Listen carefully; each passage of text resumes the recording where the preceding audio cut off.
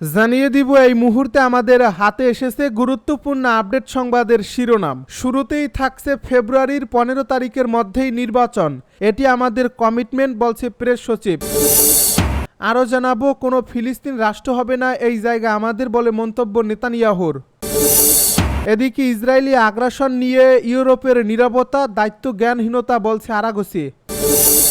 আরও জানাবো, জুলাই সনদ ভিন্ন ভিন্ন পদ্ধতির কথা বলছে বিএনপি, জামাত ও এনসিপি। সব শেষে জানিয়ে দিব বিএনপি নেতা ফখরুলের মন্তব্য, দিল্লি থেকে নির্বাচন বানচালের ষড়যন্ত্র করতে পারে আওয়ামী লীগ। এতক্ষণ শুনছিলেন হাতে থাকা আপডেট সংবাদের শিরোনাম, এবারে বিস্তারিত। তবে তার আগে অনুরোধ রইল ভিডিওটিতে একটি লাইক এবং কমেন্ট করে জানিয়ে দিন ভিডিও সম্পর্কে আপনার মূল্যবান মতামত। আরও জানিয়ে দিন ভিডিওটি কোথা থেকে দেখছেন বা কোন জেলা থেকে দেখছেন।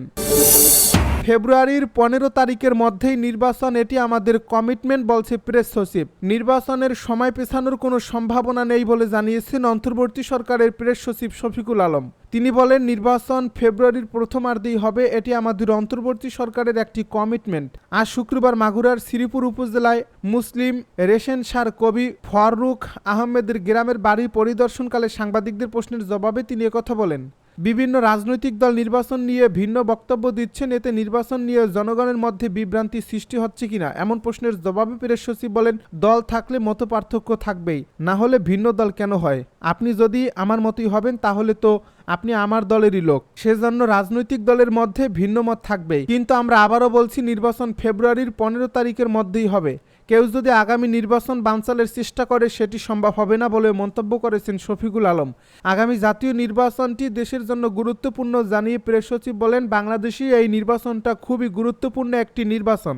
এটি সামনের নির্বাচনগুলোকে দিক নির্দেশনা দেবে এবং বাংলাদেশের রাজনীতিকেও সামনে এগিয়ে নেওয়ার দিক নির্দেশনা দেবে। কোনো ফিলিস্তিন রাষ্ট্র হবে না এই জায়গা আমাদের বলছে নেতানিয়াহু।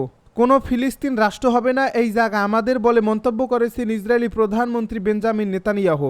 বৃহস্পতিবার অধিকৃত পশ্চিম তীরে একটি বৃহৎ বসতি স্থাপন প্রকল্পে স্বাক্ষর অনুষ্ঠানে তিনি মন্তব্য করেন। শুক্রবার সংবাদ মাধ্যম আল জাজিরার এক প্রতিবেদনে এই তথ্য জানানো হয়েছে।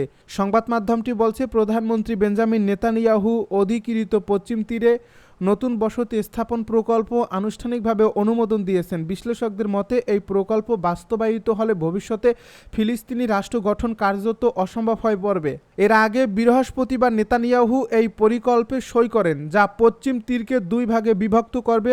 মালে আদুমিম বসতিতে এক অনুষ্ঠানে নেতানিয়াহু বলেন, আমরা আমাদের প্রতিশ্রুতি পূরণ করছি, কোনো ফিলিস্তিন রাষ্ট্র হবে না এই জায়গা আমাদের।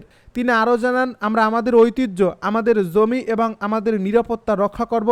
আমরা এই শহরের জনসংখ্যা দ্বিগুণ করব।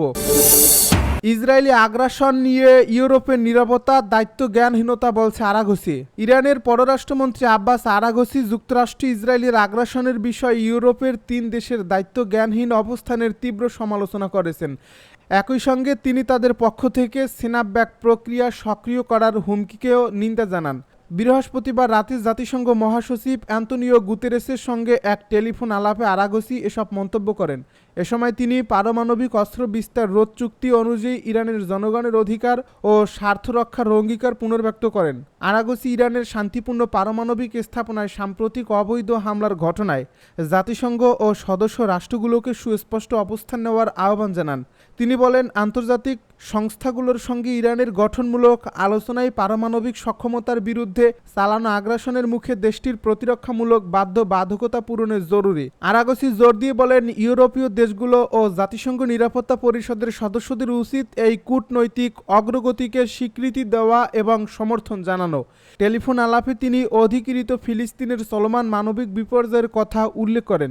ইসরায়েল কর্তৃপক্ষ সংঘটিত গণহত্যাকে তিনি গভীরভাবে উদ্বেগজনক বৈশ্বিক ইস্যু হিসেবে আখ্যা দেন এবং অবিলম্বে আগ্রাসন বন্ধে আন্তর্জাতিক সম্প্রদায়ের সম্মিলিত দায়িত্বের উপর জোর দেন।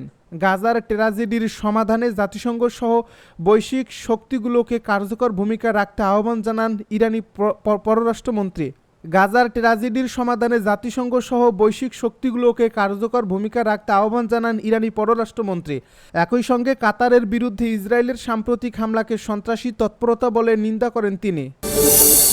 জুলাই সনদ ভিন্ন ভিন্ন পদ্ধতির কথা বলছে বিএনপির জামায়াত ও এনসিপি।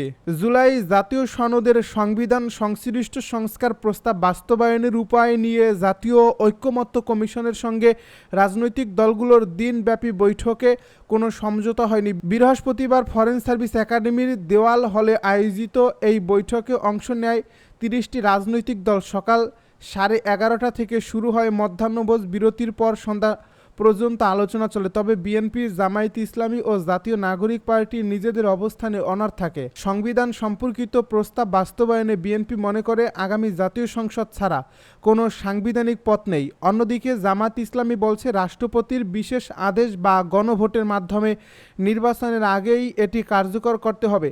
এনসিপি দাবি করছে গণপরিষদ গঠন করে নতুন সংবিধান প্রণয়নের মাধ্যমেই টেকসই বাস্তবায়ন সম্ভব।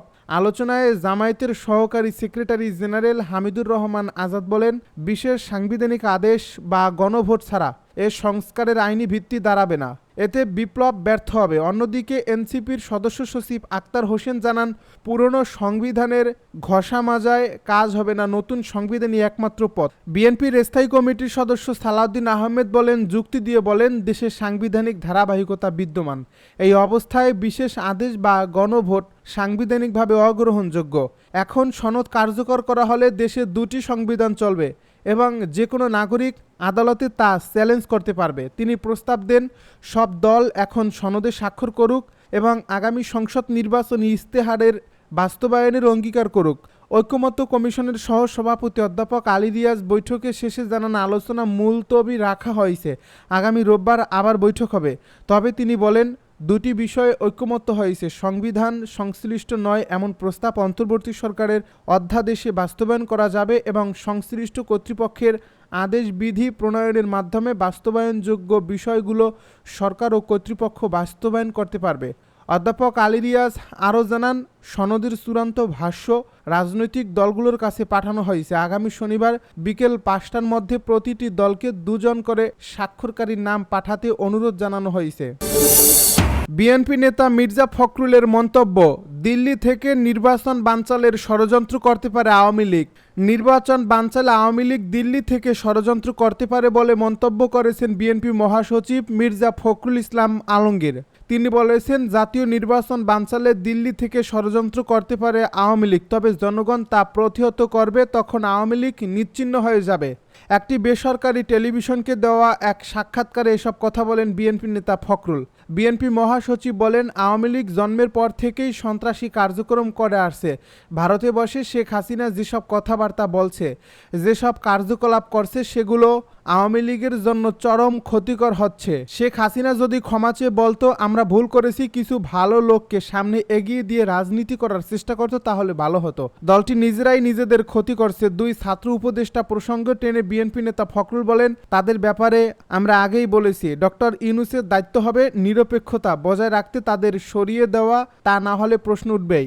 তিনি আরও বলেন, নির্বাচন হওয়া নিয়ে সবার সমর্থন করা উচিত, অন্যথায় এই জাতি চরম বিপদের সম্মুখীন হবে, যেটা কাটিয়ে ওঠা ওই জাতির জন্য সম্ভব হবে কিনা সন্দেহ আছে।